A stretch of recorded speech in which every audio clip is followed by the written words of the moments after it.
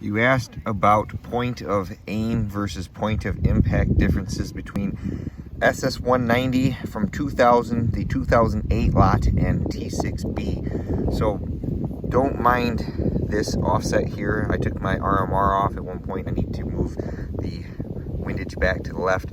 So I was aiming here at the center of the target every time. We're at 15 yards. Here is the American Eagle TMJ right down here. So that's got the lowest point of impact shift. Then SS198 was right here. Then our 2000 SS190 was right in here.